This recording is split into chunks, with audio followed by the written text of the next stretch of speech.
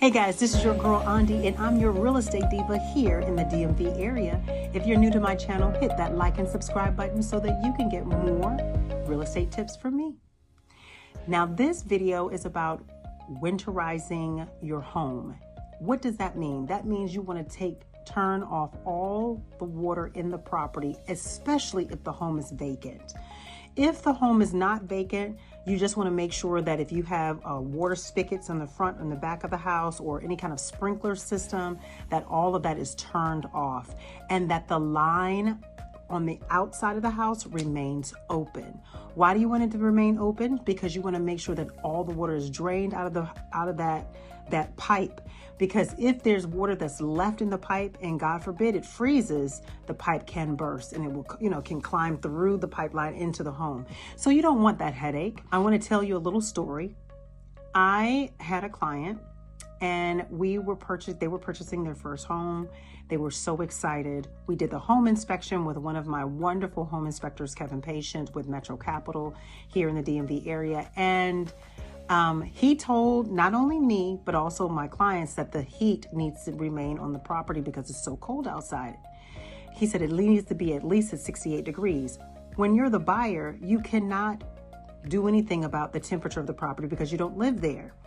So of course I called the real estate agent.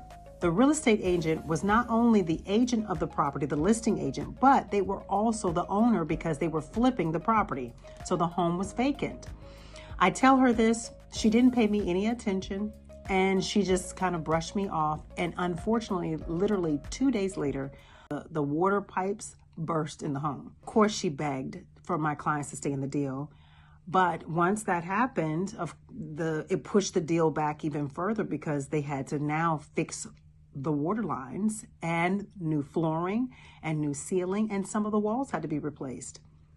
Now, my clients were happy because they got somewhat of a newer house, but it's such a headache. So make sure you at least have the property on 68 degrees, especially if it's vacant, and make sure you turn off the water line in the property just to save yourself that headache. And so, especially if you're not going to be there, but if you live there in the property, you still have to turn off that water spigot in the front and back of the house if it's there, and your sprinkler system. In my own private home, and I wanted to just show you exactly how it works. If the toggle runs horizontal of the pipes, that means that the water line is off. But once the toggle is turned upwards, vertically with the pipes, the way that the pipes run, then that means now the water is on. I'm going to turn it back off because we are in the winter months.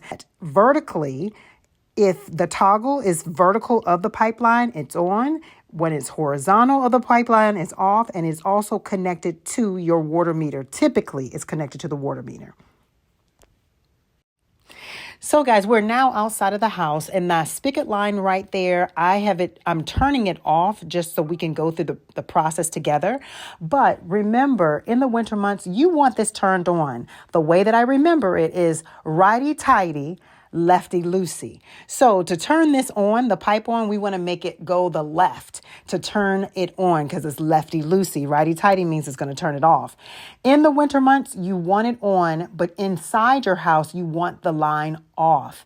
And the reason why is because you don't want water left into the line that could possibly freeze during the winter months and burst your pipes. This is your girl Andi, and this is your real estate tip. See you in my next video.